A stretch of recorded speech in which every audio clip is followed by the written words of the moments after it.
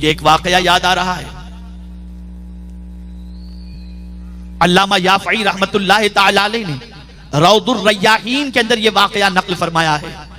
ہو سکتا ہے یہاں بہت سرمایہ دار موجود ہوں اور اپنی ہوس کے کچھ لوگ، سب کی بات نہیں کرتا، اور ہو سکتا ہے یہاں ایسا کوئی بھی نہ ہو، لیکن کچھ نادان کہیں ہوں گے جو دولت کی بے پناہ ریل ہونے کی وجہ سے غریبوں کی غربت کا مذاق اور ان کی غربت کا سودا اپنے پیسوں سے کرتے ہوں گے. لیکن میں یہاں ایک واقعہ بتاؤں. علامہ یافعی رحمت اللہ تعالی علیہ نے روض الریاحین کے اندر یہ واقعہ نقل فرمایا ہے. دو دوست تھے، ایک لوہار تھا، ایک سیدھا سادہ تھا. لوہار کی پوزیشن یہ تھی کہ جب وہ آگ کے اندر لوہے کو ڈالتا اور اس کے بعد اس لوہے کو جب آگ سے نکالنا ہوتا تو اپنا ہاتھ آگ میں ڈال دیتا، لوہے کو پکڑتا، اٹھاتا، لوہے کو شیف دے دیتا، لیکن اس کا ہاتھ کبھی جلتا نہیں تھا. اس کے دوست نے اس سے پوچھا کہ کیا بات ہے، تیرے ہاتھ پر آگ کا اثر کیوں نہیں ہوتا، آگ تیرا ہاتھ کیوں نہیں جلاتی ہے؟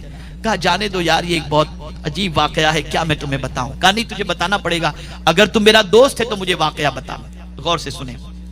اس لوہار نے کہا میں غریب تھا، میرے گھر کے قریب ایک لڑکی رہتی تھی، میرے دل میں اس کی محبت تھی، میں چاہتا تھا اس سے شادی کروں، لیکن غربت کی وجہ سے میری شادی اس کے ساتھ ہونا ممکن نہیں تھا.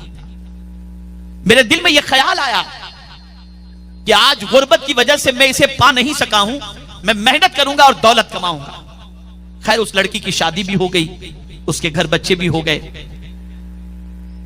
میں نے بہت محنت کی اور کچھ سالوں کے بعد میرے پاس دولت کا انبار ہو گیا اور میں شہر کے مالداروں میں شمار ہونے لگا اور شہر کے بڑے مالداروں کے اندر میرا بھی نام آنے لگا. ایک دن شہر میں قحط پڑا، لوگ دانے دانے کے لیے پریشان، سب سیٹھوں کے دروازے پر مانگنے والوں کی لائن لگ گئی. اس نے کہا میرے بھی دروازے پر مانگنے والوں کی لائن لگ گئی. میں دروازے پر بیٹھ کر ہر سائل کو دے رہا تھا. اچانک اس مانگنے والوں کے اندر وہی لڑکی جو اب عورت بن چکی تھی وہ میرے سامنے مانگنے کے لیے آئی. میری پرانی محبت نے انگڑائی لی اور میرے دل کے اندر خیال پیدا ہوا آج میں اس کی مجبوری کا فائدہ اٹھاؤں. میں نے اس عورت سے کہا تو میری تمنا پوری کر دے، میں تیری تمنا پوری کر دوں گا. عورت باغیرت تھی، سب سے نکلتی ہے، قطار سے نکلتی ہے اور چلی جاتی ہے.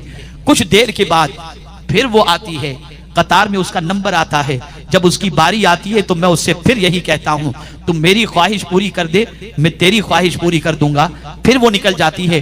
اب گھر جب پہنچتی ہے تو 3 اس کے بچے بھوک سے بلک رہے تھے، پریشان تھے، تڑپ رہے تھے.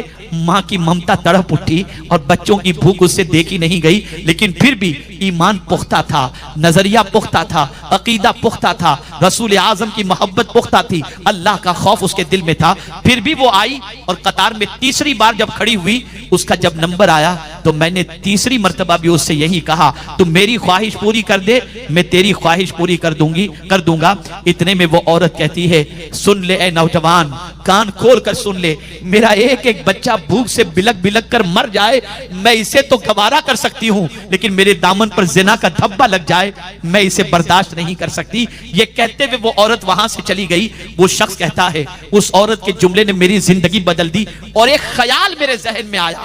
سرمایہ دار غور سے سنیں، ایک خیال میرے ذہن میں آیا، یا اللہ یہ بھوکے پیٹ رہنے کے بعد بھی اللہ سے ڈرتی ہے اور میں پیٹ بھرا ہو کر اللہ سے نہیں ڈرتا. میں فوراً کمرے میں گیا، سجدے میں گیا، توبہ کی، آئندہ مولا میں کسی کی غربت کا مذاق نہیں اڑاؤں گا، کسی کی غربت کا ناجائز فائدہ نہیں اٹھاؤں گا. اب میں اس کا گھر بھی نہیں جانتا تھا. میں پھر بیٹھ گیا، سوچا شاید پھر سے وہ آئے. پھر وہ آئی، لیکن اب جب آئی تو میں نے اس سے کوئی مطالبہ نہیں کیا. میں نے اس سے صرف اتنا کہا میری بہن میں تیرے لیے جو کچھ تجھے چاہیے اس سے زائد لا کر دیتا ہوں، اور لا کر کے میں نے اس کے سامنے رکھا.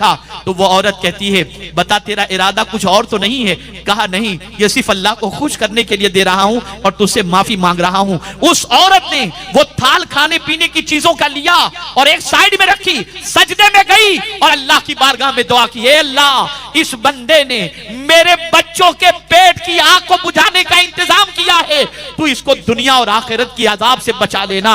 یہ اس کی دعا کا صدقہ ہے کہ میں آگ میں ہاتھ ڈالتا ہوں پھر بھی آگ مجھے نہیں جلاتی, اور مجھے امید ہے جہنم کی آگ بھی مجھے نہیں جلائے.